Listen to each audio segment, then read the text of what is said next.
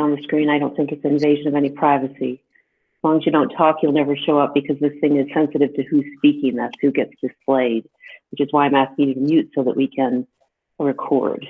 And I'll do a little teaching, and then we'll do some practicing of poses, and then onward. So get a comfortable seat. I like to use a block. I've had a lot of practice sitting, and I know for me, cross leg only works at the end of a practice, not at the beginning. So I'll do the knees forward and just sit on my hips, but you can sit on anything that's comfortable. Just bring the arms up and around. Just get a little bit of mobility initially, just to sort of feel your body. The shoulders are usually pretty tight, so just do that a little bit. And then just relax. Let the corners of your mouth slightly lift in a relaxed fashion. Okay, I might have to mute somebody. Is that true? Doris. Sorry, Doris. I got to mute you.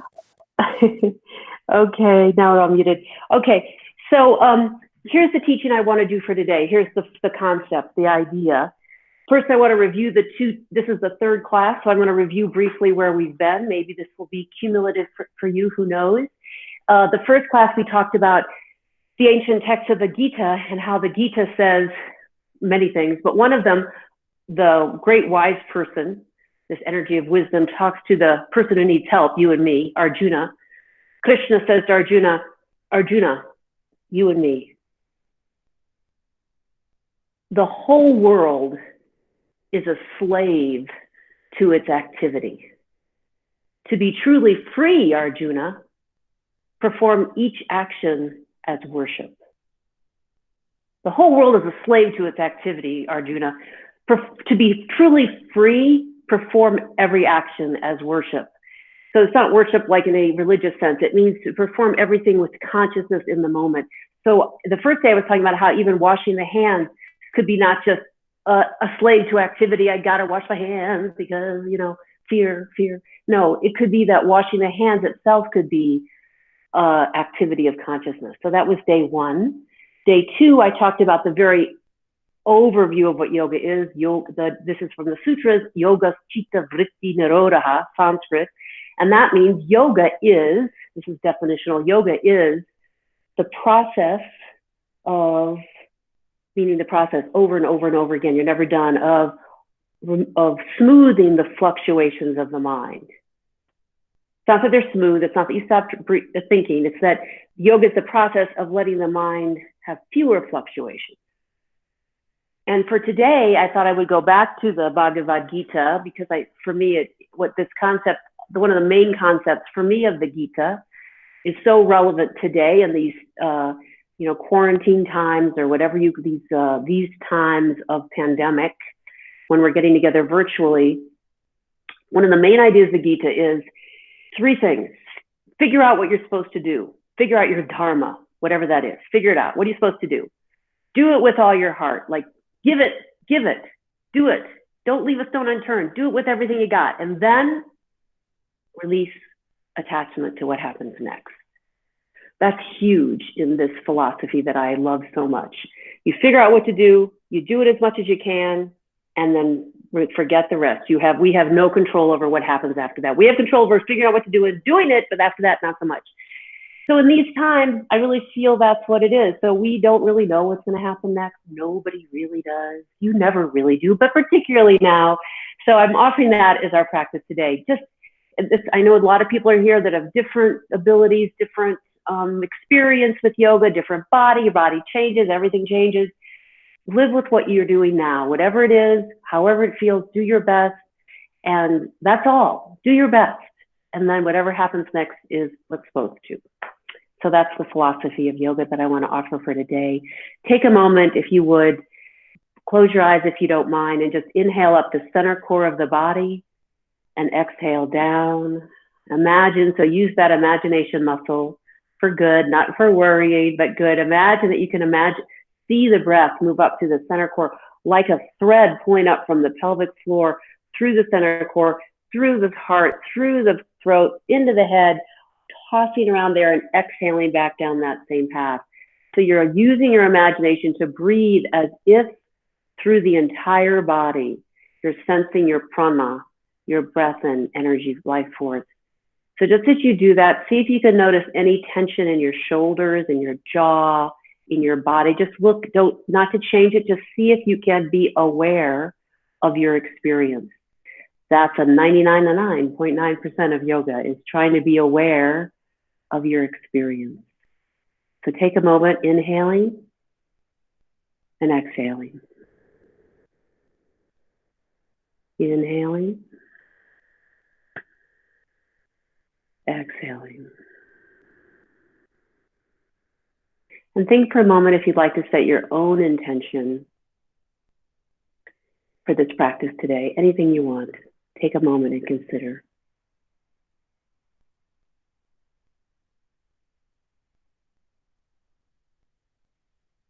And then just let the eyes open, let the intention relax, go away. Don't worry about that, and we'll come to the top of our mats. So at the top of the mat, we're going to do some things for breathing and movement. And so this is a standing cat-cow. So the knees are soft. Knees are almost always soft. We almost never want locked knees. So soft knees, feet point forward. And then we're going to inhale and let the belly go down, the sitting bones go up. And exhale, pull the belly in. So inhale, heart comes forward, elbows back, chin lifts. Exhale. See if you can breathe through your nose if possible. Inhale. Exhale. Back and forth at your own time. Let your shoulders move with the breath. So you exhale, and the exhale, the shoulders kind of roll forward, your belly button pulls toward the back. And then you inhale, the belly relaxes, the elbows go back, the chin lifts. A few more of those. Exhaling, round, inhaling at your own time, your own breath. If it doesn't match mine, no problem.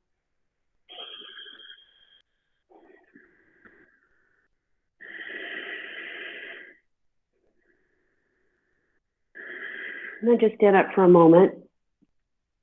So one thing I'd like you to be aware of is any asymmetry, which we all have it in our body. Sometimes when we're doing this pose, just a simple breathing pose and move a cat-cow, you're kind of rolling on the outside of your feet. So see if you can find, it's not just the inner only, inner and outer, but often we kind of roll out. So see if you can find your ball mound of your big toe. And now we're going to hold the exhale. And as we exhale and we pull the belly in and we kind of suck the belly toward the back, we're going to hold that with all of our might as if we're pulling it from the earth up. So inhale, exhale. Now pull your belly to the back, hold your breath. Pull the belly to the back and then relax. Inhale. Exhale. At the top of that or the bottom of that exhale, pause and just pull your belly to the back, round the back concavity. Inhale back. 3 more.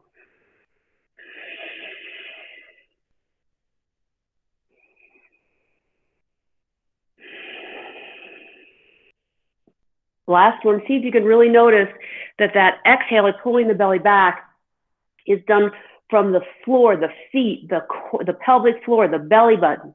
And then inhale, relax. So, that's a really excellent way to work on core strength. People always think core strength, oh, we got to do crunches. Oh, yeah. A lot of things you can do. Really, this is super powerful. If you do this a couple times a day, you'll get a lot more core strength and you'll feel stronger. You'll even get a little sore as you build it. So it's a pretty safe thing to do. Okay, so now we're going to do something a little different. We're going to work on our jaw a little bit. So a lot of times there's tension in the jaw. So if you put your fingers right in front of your ears and just massage the root of the jaw a little bit, just massage it, and then move your lower jaw a little bit round side to side, open and wide. And oftentimes you'll feel a little tension there. We a lot of times hold tension on our jaw. So this is called the lion pose. And we're not in a class that I can hear you. If I could, then you'd all be being taped. So that's the only reason not. But you're going to, on the exhale, we're going to do the same thing. Inhale, exhale. But at the exhale, instead of just holding it, we're going to say exhale out loud and go, ah. You're going to make a noise. So don't be afraid. Who can hear you? No one can actually hear you. No problem. Inhale. Ah. Inhale.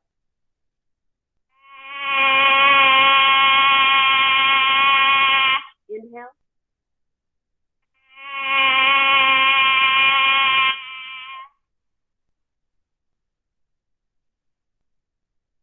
So hopefully there's a little bit of more softness in the jaw. We're going to go a couple more times just because it's really good for your body, your jaw. I want you to think of one thing now. We're doing the same thing with the breath. In other words, we inhale and then we exhale. We pull the belly in a lot, right? So but the only thing is we're making the tongue stick out and making a noise. So imagine that when you're doing that, you can feel the root of the tongue pull out. You really want to get some liberation in the root of the tongue. So we'll do that 3 more times. Here we go. Inhale.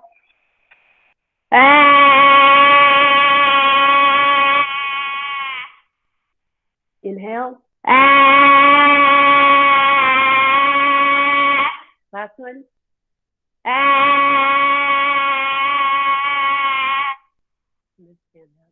Put your eyes closed. See what that feels like. See, maybe shake the hands. So try to be aware of the subtleties of your body. So what you just did is make that weird noise, hopefully. You felt comfortable enough to do that. You might not have. But even if you didn't make a noise, you felt your tongue come out. Try to be aware of any shift you feel anywhere. Just begin to tune your personal radio antenna in to what you're feeling.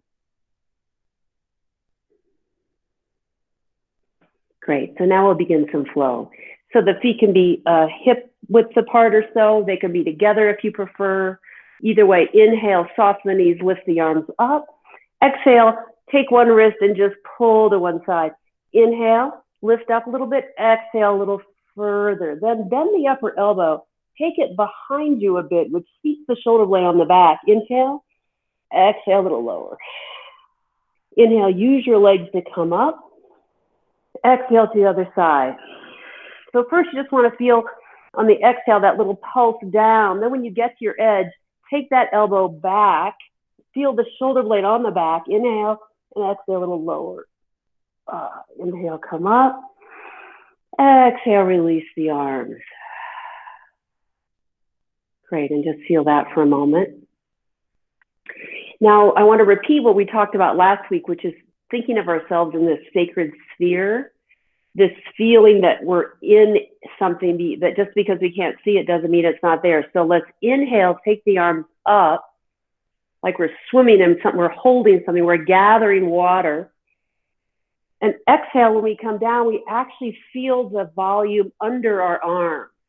There's some kind of strange resistance. Inhale, again, grabbing this fluid, viscous substance, exhaling down. So we're feeling our body and space in sort of a 3-dimensional way, which will really help us when we're balancing. Now we're going to inhale. Try to keep the sternum lifted as you exhale. So the sternum lifts, but the arms come down. Usually when arms come down, we all shrink a little bit. So inhale, exhale, arms down, but sternum lifts. So you keep the core of the body lifting up. Great. Okay, inhale, take the arms up again. This time, shoot forward. The head comes forward, the hips back, back, back, and then the head comes down. Inhale, take the arms up. So always we're thinking about lengthening the spine. You know, yogis, long spine, long life. Or some people say you're only old as your spine is inflexible. Whatever, spine's a big deal. Inhale, come up. Exhale, feel like your hips are pressing back, your head is shooting forward. In the middle, your spine is elongating. Inhale up halfway, hands to the thigh, shins or thighs. Exhale down. Inhale all the way up. We're going to do it again. We're going to keep going. Exhale, fold forward, head forward, hips way back. Great. Inhale halfway up. Exhale, shoot the left leg back. Bring the heel to the ground. And then we're going to come up to a warrior one. I'd like you to really think about the stability of the pose. So the back heel is on the floor in this case. The back heel is on the floor. The right hip, the left hip, the back leg, the back hip is rolling forward. And the front knee is right over the ankle. And then inhale, come up. And feel how stable that is. So feel the sense of stability in that pose. Inhale, exhale. Now we're going to go forward. Inhale, lengthen. Exhale, swim the arms back, reach the head forward, right hip rolls back. Inhale, come up. Exhale again, you're like you're swimming in the cosmic juice. Inhale, come up. One more time. Exhale, swim forward. Stay there, let the left hand come down, lift the left heel and twist to the right. So the right hand is up. If that's too much, put the right hand on the sacrum. It does not have to go to the sky. It can go right here and then roll. Or you can bring the arm up. 5 breaths. 1, 2, 3, 4, 5. You can also have a block under that left hand. I should have said that. Bring that lifted hand down. And now we're going to come up without as much stability. The back heel is lifted. Slowly come up, eyes on a single point of focus. Right? So that is less stable because the heel's not down. Inhale, take the arm up. Exhale, fold forward. Same thing. Inhale. Exhale. 3 more. Swim down, head forward, hip back, especially the right hip back. Last one. Then bring both hands down, take the front leg back to a plank pose. Now in plank, you want to do whatever you can do, right? So that's obvious. You don't ever want to hurt yourself. You want to be aware of your ability, the edge of where you're working hard and building, not working hard and hurting. Only you really know that. But basically, here are the options. You're in plank pose like this, a straight line. If that's too much, bring the knees down. Still a straight line between the knees and the shoulders. So it's not this, right? It's this. So plank pose, 5 breaths. Your knees up or knees down. 1, 2, 3, 4, 5. Now, either bring the knees down or just come forward to a chaturanga or it's like a push-up, right? So I want to give options for the push-up too. So the thing about, again, if you're not trying at all, just going through it fast, you're not getting anything. If you're trying too hard and past your ability, you can hurt. So you want to find the place you can work. So maybe you can do, you're in plank, you come forward, you bend your elbows and you come back up, right? That's like a pulsing one. But maybe that's too much. Bring your knees down and go up and down that way. Maybe it's just too much to do all of it. Just stay in plank. Plank is an excellent way to build strength. Excellent. You can't go wrong with plank. Okay, so then come back to plank. Inhale. If you can, come forward. Exhale, and then come all the way down. Take your hands by the side. Bend your elbows toward each other in the back. Lift your legs. Inhale, lift up. Exhale, down. 3, 2, and 1. Hands under the shoulders. Either go through plank or go right to downward facing dog. Now in downward facing dog, you want to make sure that the weight isn't all on the arm. So if you need to bend the knees to roll the sitting bones back, do that. This is all spinal centric. So having the knees straight and being rounded forward like this, not that great. Better have the knees bent, and then if you can straighten one at a time. Let's take one foot and put it behind the other heel and just put a lot of weight on that to get some nice hamstring calf lengthening. And then the other side. One of my favorite things. It feels so good to me, to the low back, to low legs. Alrighty, so then we're going to walk forward to a forward fold. Inhale halfway. Exhale down. Inhale all the way up. And exhale back down. So obviously we're going to do the same thing on the other side. Just checking everybody's okay. Yes, good. So on the other side, same idea, right? Inhale, take the arms up. Exhale, fold over. Inhale halfway. Exhale down. Now take the right leg back and bring the heel to the floor for that stability. So you're in this shape that's considered like a warrior two, Virabhadrasana Eka, 1. So inhale, come up, hand to the waist, rock that back hip, the hip that's gone back, rock that forward, and the front knee is right over the ankle. So that's super stable. Inhale, swim up, exhale back. Heart, sternum lifts. Inhale up, exhale back. Inhale up, exhale back. 2 more.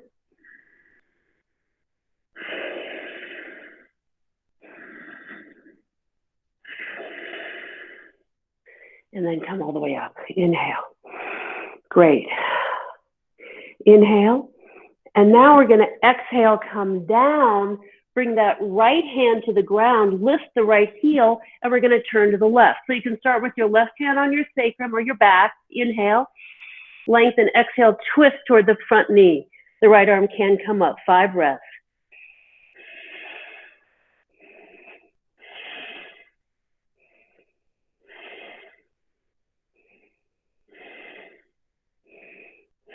Great. Bring that back hand down.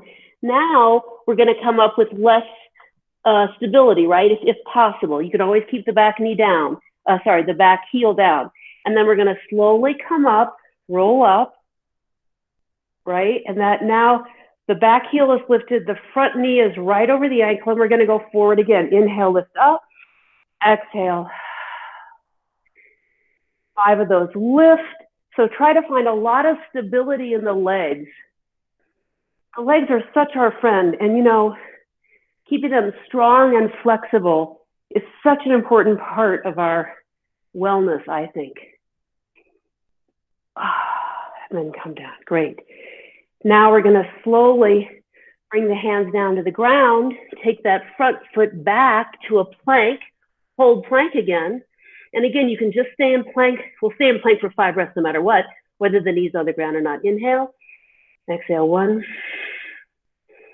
Keep breathing, pull the belly button to the back. See if you can tuck the tailbone slightly. 3, 4, 5. And then if you can, come forward and just come all the way to the ground. Great. And then bring the hands a little bit forward. And then slowly straighten the arms. So this is just a nice little sort of easy, I find it easy. If you don't find it easy, come forward a little bit more. So adjust the hands so that it feels good. Roll the shoulders back, press the toes down. Inhale, exhale, sink the heart forward. Inhale, exhale.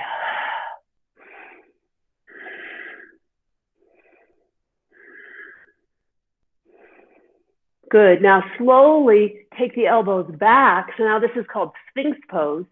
That's where your elbows are right under your shoulders. So in theory, it's a perpendicular line between your elbow and your shoulder, and roll the sternum forward. Then last one, take the hands back a little further, maybe back by the breast, and then roll up. This is maybe too high, maybe lower. And then lift the hands. 5 breaths.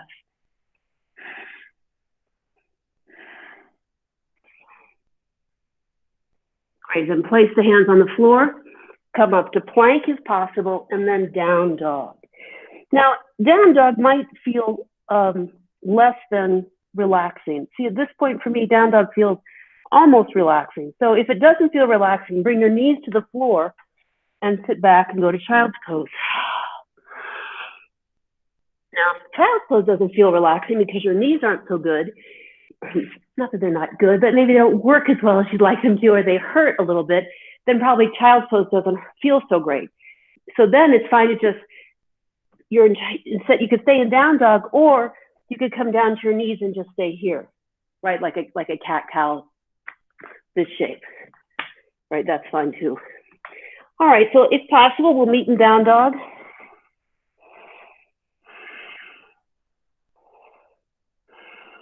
Alrighty, then slowly walk forward to a forward fold. Inhale, halfway up. Exhale, down. Inhale, arms out and up, all the way to the sky. Exhale, back to center. Great. So now I thought we'd do a little bit of what's called Utkatasana, fierce pose. So if possible, you bring your feet together. And what you're going to do is sit down and then bring the knees back. Woohoo, just lost my balance.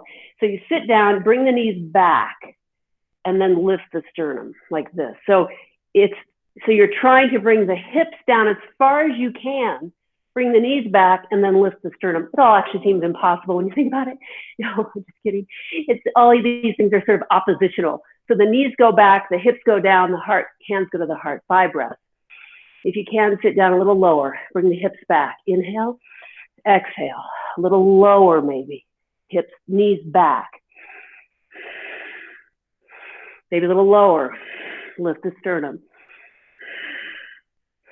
Great, and then fold over. Relax the feet about hip width apart and fold.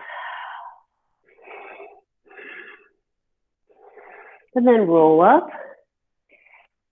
So we're gonna do some balancing. We're gonna start with the most straightforward balance, I think, and that's just balancing on your toes. So feet can be hip width apart or together. I find a little better hip width apart. And then lift the heels.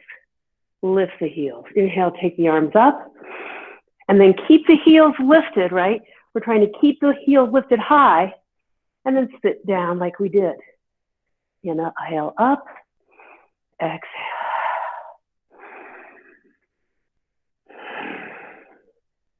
Just see if you can keep those heels lifted as you move. And then bring the heels down. So that's a really simple balance practice. I think it's fun to do anytime you can. Just practice being on your toes. Okay, so now I thought we'd do some balance that's a little more challenging standing. If you have the block, you might want it. We're basically gonna go from what's called, for those of you who've done yoga, probably a lot of you have, half sort of triangle to half moon. It's a side angle pose. We've done a lot of forward facing, so I want to do side angle. So I'll just demonstrate it and then we'll do it so it's really clear. I'll walk you through the path to get there, but at some point we'll be in a triangle pose. And so a triangle pose is where the hips are basically facing the long end of the mat, except when you're demonstrating. So the hips are not facing to the short end front, but to the side. Arms will go out, you go to a half moon, right? And then from here, you're gonna go, sorry, that's a triangle, go to triangle. Then from here, you go to half moon. So you take the block, if you have one, or the edge of a chair, and you move the block forward, and then you kick off that back leg and lift up on the front leg. And that's half moon. So that's the poses we're gonna do. So we're at the top of the mat. You can have your block handy on the left side. Inhale, take the arms up. Exhale, fold over. Inhale halfway. Exhale down. And then inhale, take the right foot back and bring the heel to the floor and roll up. Again, we're facing the long edge of the mat now. So the back foot is almost facing parallel to the short edge of the mat, heel slightly back. And the front knee, this is so tricky, myself included, I tend to hyperextend it. So I tend to do this thing, I think, oh, this is straight. No, it's actually not straight, that's back. You want the knee in line with the rest of the foot. So the best way to practice that, I think, is to bend the front knee, press the ball mount of the big toe, little toe, inner heel, and outer heel down, and think about straightening the leg from the muscles of the upper leg. So think about pulling, squeezing the muscles, and slowly straightening. And so the knee, joint moves, obviously, but your joint hasn't moved to that hyperextension. Inhale, arms up. Exhale, reach forward, forward, forward over that front leg. You're welcome to actually use a block here if you'd like, or just put the hand on the shin, and then take the top arm to the waist, and then inhale, lengthen from the hip to the head. Exhale, turn open. So that's what you want, that turn. And then once you have the turn, that top rib cage keeps continuing to try to move back. You can keep the hand here, or you can bring the arm up. 5 breaths. That's 2, 3, 4, 5. And then take the top hand and put it on your waist. Look forward, kick off the back foot, and feel the weight go onto the front leg. As soon as the weight goes onto that front leg, it's very possible to lift the back leg up. 5 breaths here. See if you can open the heart, roll the shoulders open. And then to come down, see how slow you can go, like you're in that sacred sphere and there's this viscous volume you're in. So you go slowly back to triangle. And then bend the front knee, go to warrior two. Warrior two, I'm sure, is very famous. You see this all over the place, mostly selling things. And then take revolve the triangle, or the warrior two, open, and then back to warrior two. Here we are in warrior two, and then swim those arms down, windmill them down. Take that front foot, which is your left foot, and lift it up in the air into a one-legged down dog. In that one-legged down dog, you can bring the standing foot a little bit closer, bend the lifted leg, and open that hip. See if you can continue to have equal weight on the front hand, opening the hip. And then bring that leg forward, the other leg forward, move the block to the other side. Inhale, halfway up. Exhale, fold down. Inhale, arm up, all the way to the sky and down. So take a moment and see how you feel.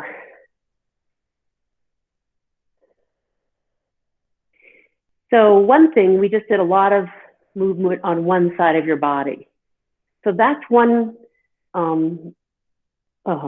idea you might tune into in your body. Like, do you feel anything different on your left side, leg, hip, shoulder, than you do on your right side?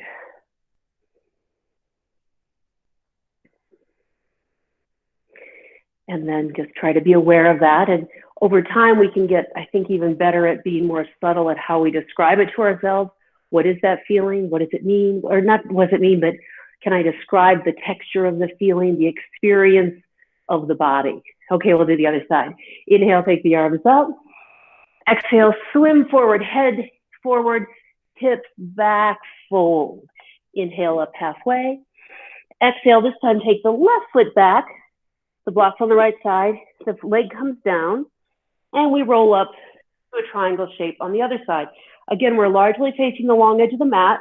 We're going to bend that front knee. Of course, I didn't say this last time, but for sure, we always want to notice where the knee is tracking. We never want it tracking this way. The knee's not meant to do the zigzag.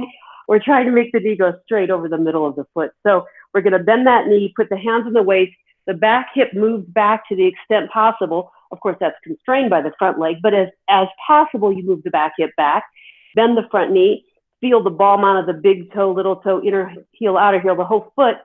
You squeeze the muscles together as you straighten that leg. Do that again, just practice that. So how are we straightening the leg? Not by thinking of the knee, but of the foot pressing the floor and the leg squeezing up. Inhale, take the arm out. Both arms, exhale, reach forward, forward, forward. That hand can go down to the shin or the hip, not the knee. Inhale, lengthen, exhale, roll that top, whole torso open to the sky. Inhale, exhale, twist more to the sky. Good, and then the arm can go up or down. 5 breaths.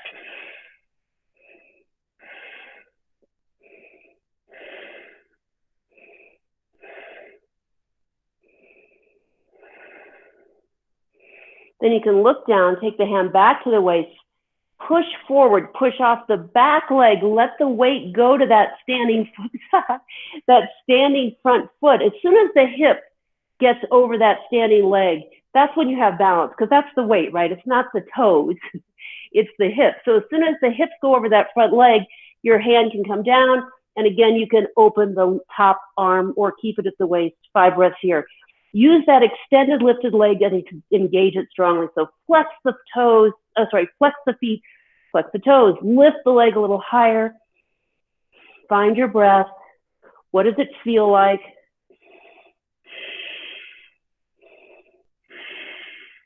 Bend the standing knee a little bit. Roll the knee a little toe side. Great. And then really slowly, as before, take the top hand to the waist, the hip, and slowly, slowly come down, back to triangle. Bend the knee, front knee, open the side body. This is a revolved reverse warrior 2. Breathe. And swim down to another flow. You can always just go right to down dog if you'd rather, but if you can, you go forward to that push up, up dog if you can do, if that's in your practice, and down dog.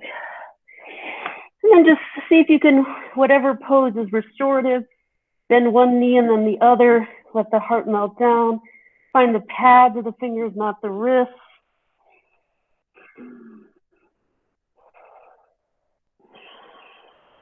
And then slowly walk forward. Inhale, come up, and exhale down. Great. So one more set of standing poses before we go to the floor. So I thought we'd work on balance and also hip opening. So balance, it helps, I think, to think of the volume that we're swimming in all the time, but it also helps to have what the eyes are doing. In yoga, it's called the drishti, that is the gaze. And as soon as you can lock on some point, your eyes are steady, you're much more able to balance. You also, the more you can use your core to pull yourself up and in, the more you can balance. There's this expression I always like, busy eyes, busy mind. So relax. It doesn't, and by the way, the gaze is not intense. It's a relaxed, easy gaze at a single point. So I'll demonstrate it for you so that when I'm talking you through it, you're not trying to watch me at the same time as do it, which I think is always hard. So we'll start with standing on the right leg. We'll lift the left leg up. We'll take it back, if that's possible. And then we're going to come forward and we're going to cross the ankle. And then we're going to, this is the hip part. I mean, to me, it's a real hip opener. And you slowly begin to sit down. And you can go stay here, or you can come all the way to the ground. If you come all the way to the ground, of course, you aren't balancing as much, but I think it's a better hip opener. So your choice. So we'll begin with the right leg. So looking down at your foot, see that you can lift the toes and find the ball mount. So the big toe, little toe, inner heel, outer heel. Don't forget, excuse me, the knee is going to track right over the middle of the foot. Lift the left leg up. Eyes on that very soft but focused point. And then slowly bring that leg back just to what you can do that feels enjoyable, possible. And then slowly come forward, come back to that L shape of the front leg. Now flex the foot and cross it over the top of the standing knee, above the knee. And then slowly begin to sit down. Again, you can use a wall now too. This is a good time for a wall. So you could sit down like this on the wall. And then go to the place where you feel that maximum wonderful sense of the hips getting the opening they deserve. The hips deserve it. I feel that they're often, all they get is sitting. The hips deserve more. And this is exactly what at least my hips love. So bend the standing knee a little bit and straighten it a little bit, not completely straight. And just find the place where you have sensation that's delightful. And breathe a few more breaths here.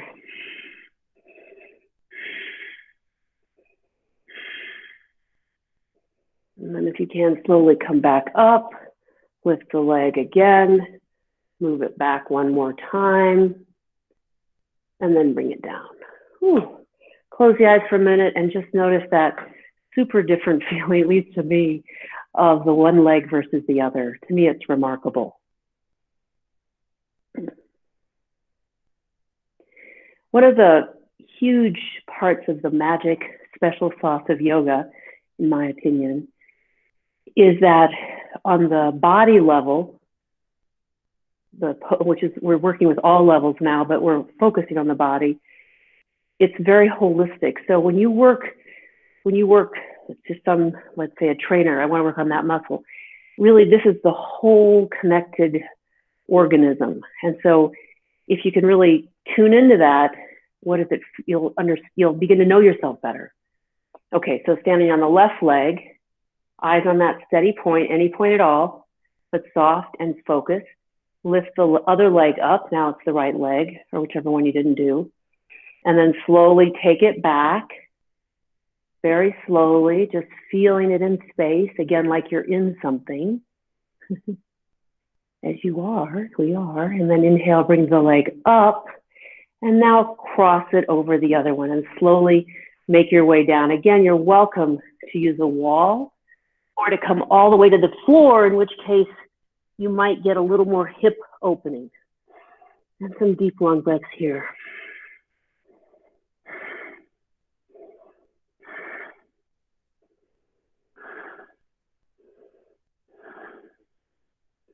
See if you can bend the standing knee a little bit. See if you can maybe flex the lifted foot more. So that foot that's in the air above the knee, see if you can flex that. That means the toes are moving toward the knees, And then slowly come up if you can. Whoops. Touch down if you need to. Touch down to earth. And then come back up and down. And let the eyes close a moment and just see how that feels.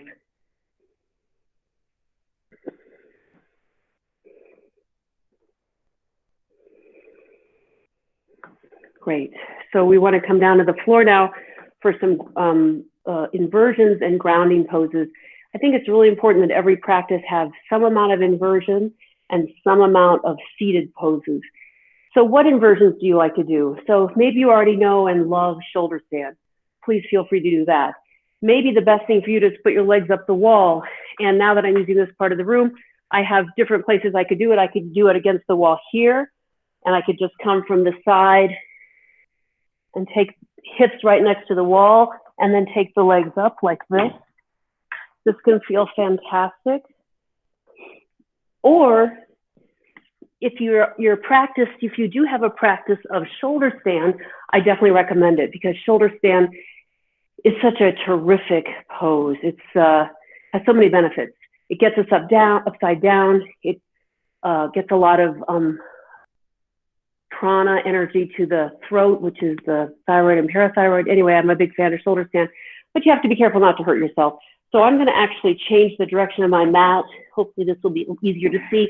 Again, if you're not a shoulder stand person and you don't have to do this, but I'm offering it to you. Now, if you're going to do shoulder stand, the main thing you want to be aware of is to be not on your neck. So go ahead and put your chin to your chest and feel your neck. Got that nice, the cervical spine, that swoop down. And then at the base of the cervical spine, you feel that sort of that bump, right? Where the cervical spine meets the thoracic spine. You don't want to be on that. If at any point you feel pressure on that, you should get out of the pose. No question about it. A lot of times that's where people end up, and over time it's really not good. Probably for the 3 minutes you're going to do it now, it wouldn't be the end of the world. But I think being super aware of where not to be is like a big part of probably life, but yoga too. Okay, so how do you do that? So you come to the mat, and you might just roll a few times. Like I like to just roll, like get some momentum, just see what that is. And then we're going to come up and use our hands to maybe support our hips. And maybe the feet go over the head, maybe they don't.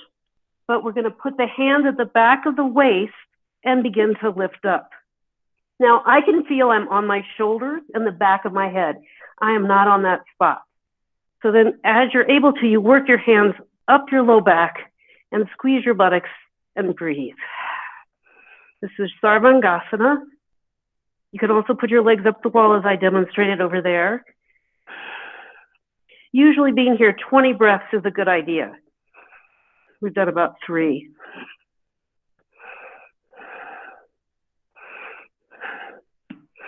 Feel the weight on your elbows, the weight on your upper arms. Your chin, my chin is kind of jerked into my chest a little bit, but I can lift it. I can lift my chin slightly, which also will add a little more cervical arch.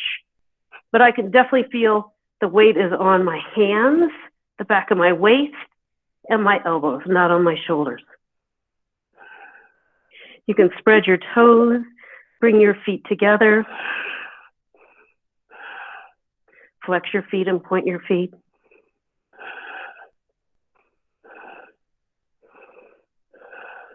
Five more breaths.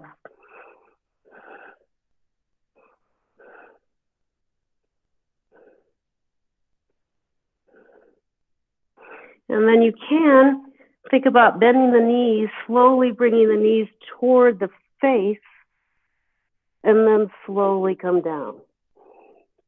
Very slowly. And then relax.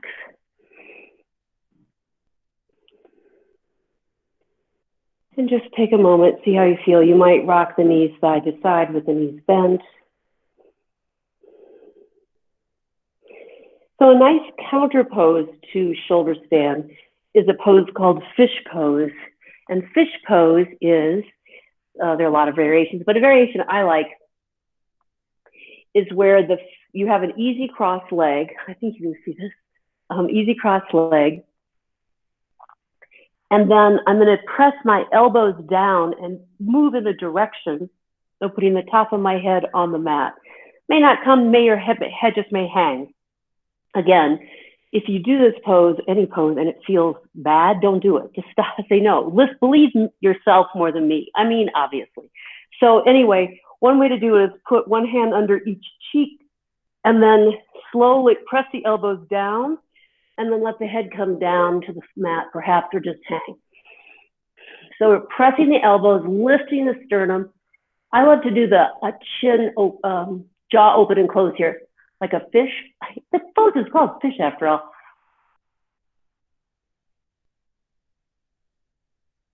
And it really stretches the neck muscles of the jaw. I definitely recommend that. And then slowly uncurl that. And again, relax for a moment. If that bothers your back to have a straightened leg, just bring the knees together. Take a moment here. And then just begin to roll a little bit. Again, we're looking for some control. So we're using our core to kind of pause, right? So we bring the legs back and we come up and we pause. Back. So just do this a few times because really this is such a nice way to get core that's useful. Like it's not that useful to just be able to do sit-ups, you know, but you actually might need to get up sometime and this would help you get up. Seems very functional to me. Okay, so the next time we come up, we're gonna hold in boat pose. So we try to find the sitting bones and I'll face you now. So you try to find the sitting bones. Feet can be below the knees, equal to the knees, or above straight. 5 breaths. 1, 2,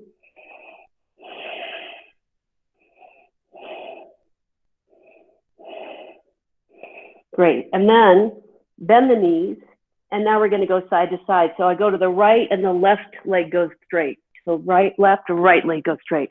10 of these. 3 and 4 and 5 and 6 and 7 and 8 and 9 and 10. Bring the knees to the chest and then slowly fold forward. I really do like to do a forward fold with the knees bent initially so you get the flexion of the spine. So with the knees bent, pull the torso right toward the knee thighs and then slowly fold.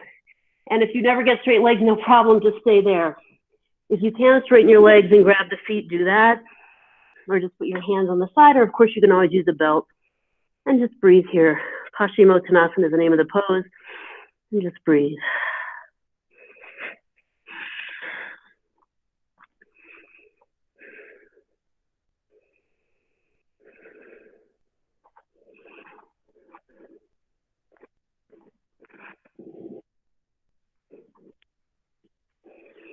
And we'll slowly come up. And we'll do a twisted seated pose. So take the right leg and put it over the left. And then the right hand goes behind you. Inhale, lengthen. Exhale, twist. And you can hook the elbow and turn. Inhale, exhale, twist.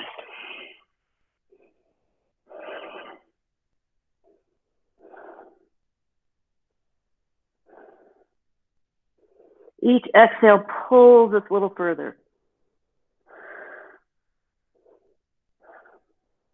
Slowly unwind.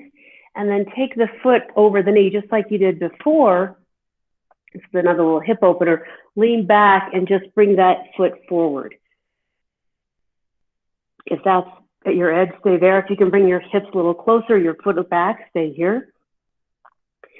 This is just a hip opener. You just gradually move it a little closer.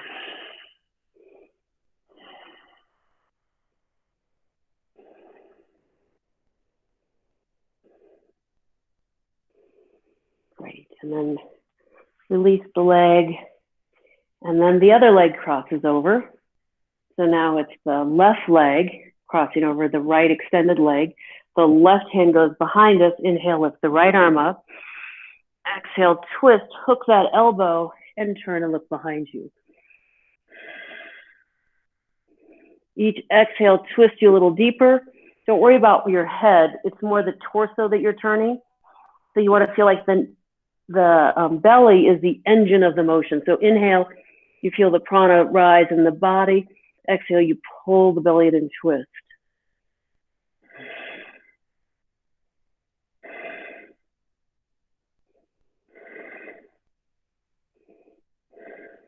Slowly return. And then again, cross that leg over the knee, flex the foot, and then put the hands behind you and just begin to sit forward a little bit. And just, of course, the cross-legged flex, you're just slowly moving the knee that's bent in front of you a little bit away. And if you're having want to do deeper, you just get a little closer each time.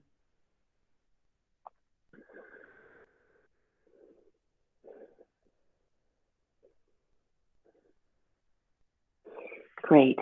So now, before we go to Shavasana, I would like to do some pranayama. Perhaps many of you know that I actually got into yoga because I developed asthma when I was 31, many decades ago. And yoga was my cure, among other things, lifestyle things. But over the years, I've really come to cherish and need pranayama for my lung practice, for strengthening my lungs. And particularly in these times, I think we could all use strong lungs. So I'll teach this to you. It's really simple, but I think it's helpful. So you want to get a comfortable seat. So now at this point in my practice, I'll probably sit cross-legged. So I'll get my other cushion. It takes me about an hour of practice before my right hip actually is okay with cross-legged. And it's happy. So what we'll do is, it's called a retention on the exhale. It has a Sanskrit name, but it doesn't matter. So we'll count an inhale of 4 beats, a 2-beat pause, an exhale of 4 beats. We'll do that a few times. So it's just, and if you're on a different path and you'd like it to be longer or shorter, that's fine. But the main idea is we start with equal in, equal out. We'll do that, and then we'll start holding on the exhale.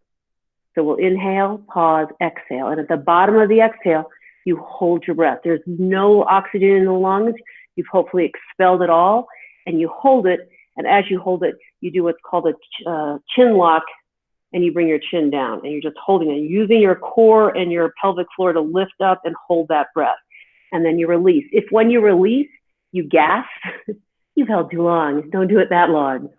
So we'll do a few times together and then on our own. So I'll count a beat of in and out. So exhaling together, and then inhale, 1, 2, 3, 4, pause, 1, 2, exhale, 1, 2, 3, 4, inhale, 1, 2, 3, 4, pause, 1, 2, exhale, 1, 2, 3, 4, inhale, 1, 2, 3, 4, pause, exhale, 1, 2, exhale, 1, 2, 3, 4, and release. So it may be that 4 is the wrong number for you. You want a number that is doable without strain, but not nothing, right? So if we do 2, probably everybody would be bored.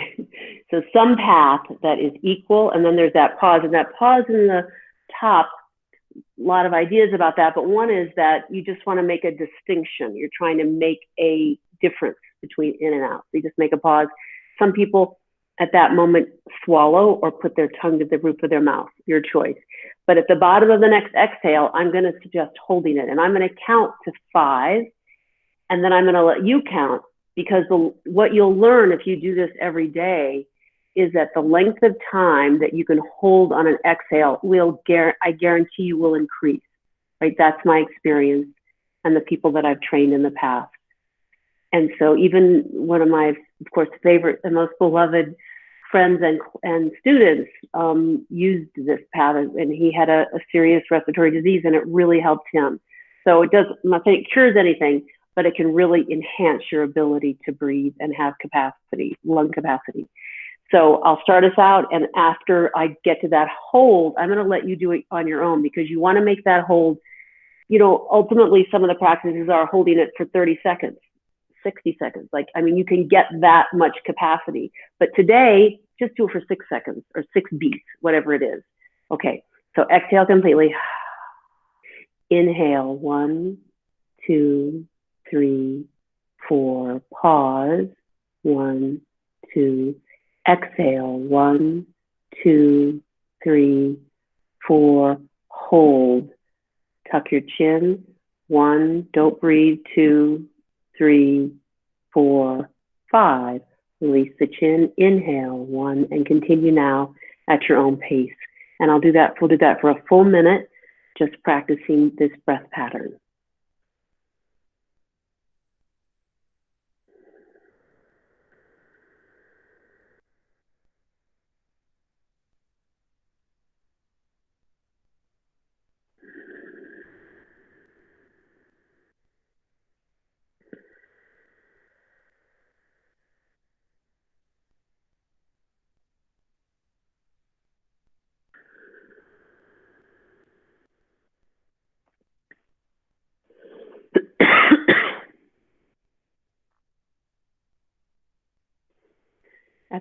At the end of the next inhale, release, and just see how you feel.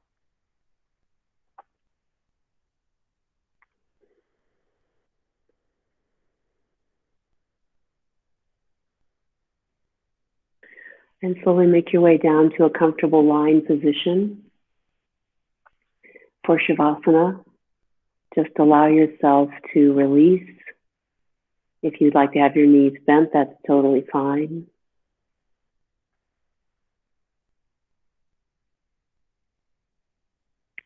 Let the breath return to normal, that is unconstrained, without trying to do anything.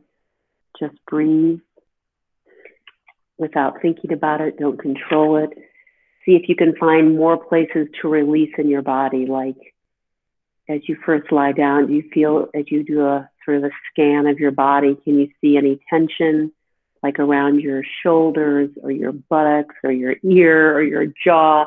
Just do this scan of your body from the top to the bottom and just see if you can find anything that is tense and allow that to release.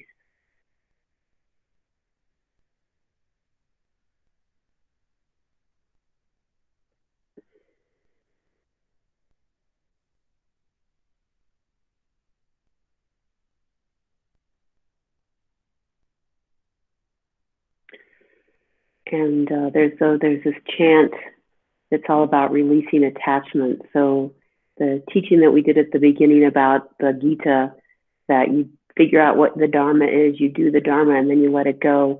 That letting it go, of course, is the hardest for almost all of us.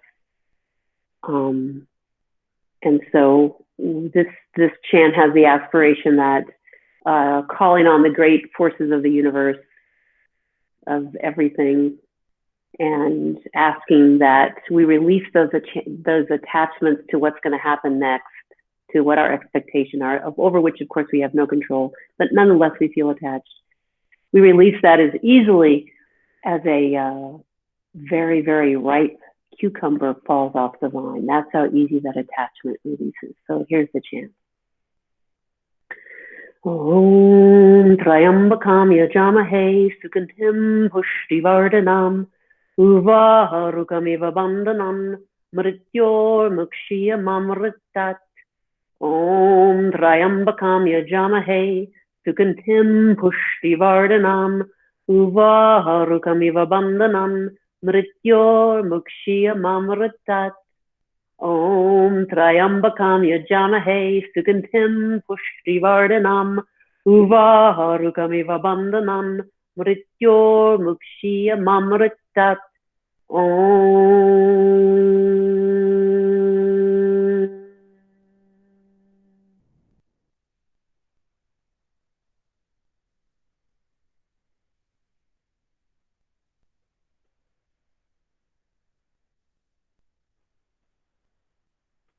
And I wish for you all to find the releasing of attachments as easily as that ripe cucumber off the vine.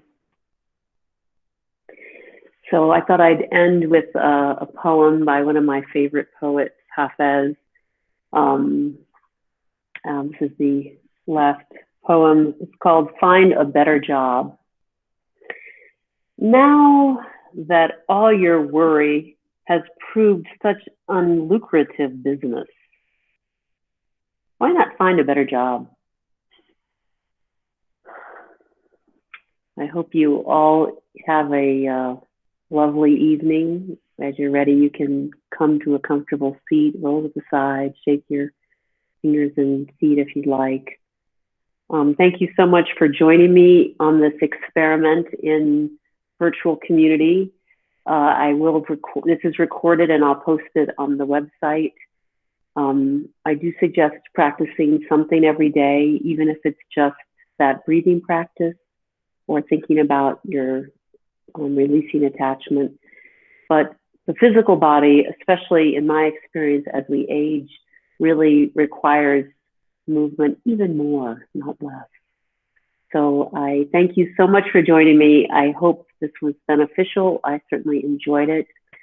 I hope we all find some peace and connection in these times. From my heart to yours, I bow to you. Namaste.